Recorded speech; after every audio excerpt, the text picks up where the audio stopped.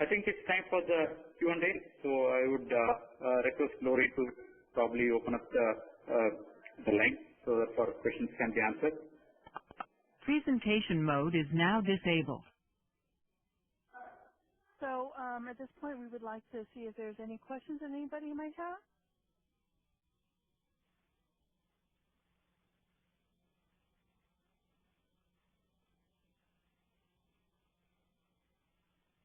You can ask, the phone line's unmuted. You can either verbalize your questions or you can type them into your chat window.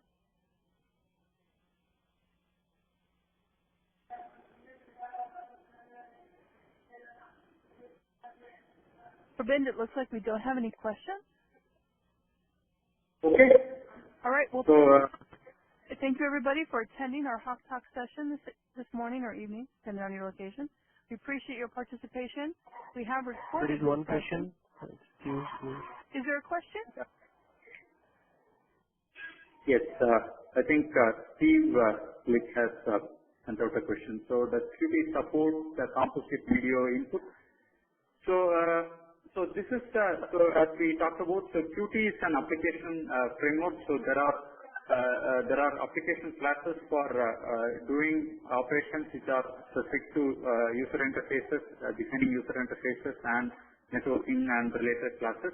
There are no specific classes for a composite video input, but this is more a question for the HawkBoard Linux package. So I think Qasim, if you're around, so you can respond. But Qt by itself does not provide any specific class for composite video input, but it can use any driver, for example, a V4L2 driver or any other camera driver which is provided by in the Angstrom distribution, for example, or coming out as part of the TFT package, and you can include that as interface into your Qt's application framework and use that in your application. So Qt can handle like native C callings, bindings from within C++. So you can invoke other drivers and other IRLs from within a Qt application framework. There is another question as well. Will Qt run on Windows Mobile CE? If so, what's the version? Yes. So Qt also runs on Windows Embedded CE.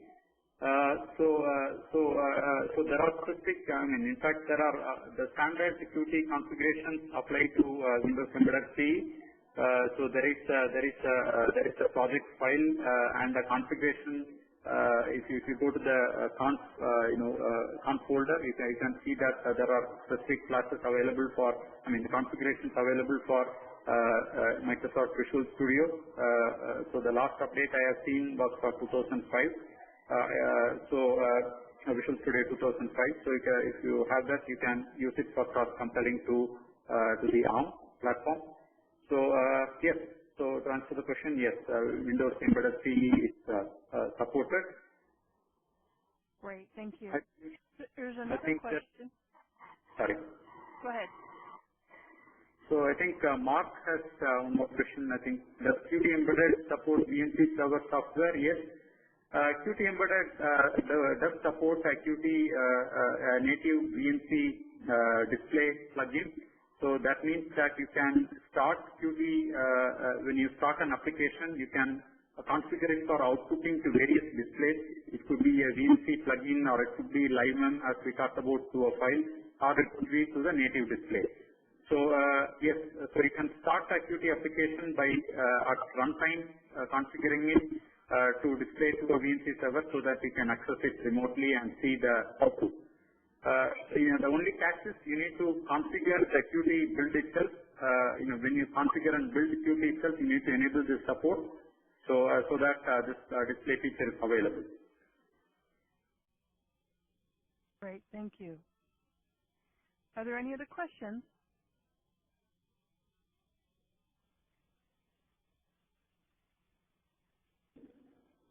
While everybody's thinking if they have anything else to ask, I would like to remind everybody on the phone that we have this Hawk Talk session will be offered again later on today at 7 p.m. U.S. Central Time. And then on August Talk session, which is which will be instructed by RidgeRun, which is GStream reporting on the HawkBoard. And if you're interested in attending that session as well, please visit the HawkBoard.org website and register for that class as well. Are there any other questions?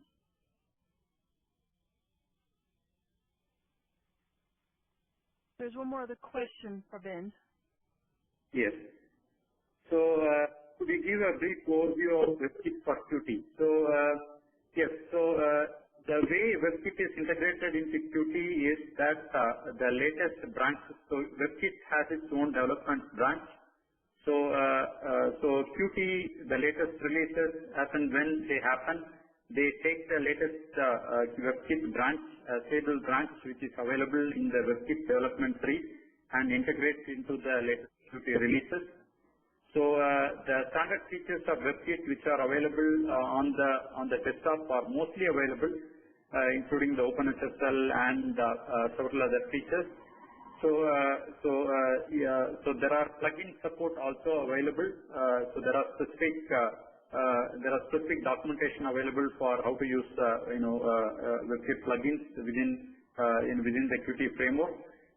So there is in the Qt 4.7 and beyond, there is also a mobility framework and other frameworks which are coming in, which give a major push towards using Java and CSS and also dynamic updates using HTML programming, so that it makes it easier for HTML programmers to use. So there are also models for interacting and using native C applications and calling it from WebKit. So there are very good examples available in the Qt's Qt Lab webpage. So if you're interested, I can just send me a mail and I can forward you some of the real good examples which use WebKit and its features for this purpose. So, Pravind, they may not have your email address, so for those on the phone, you received a registration confirmation yesterday afternoon. You can email me if you have that interest, and I can make sure Pravind gives you the information. Thank you. Are there any other questions?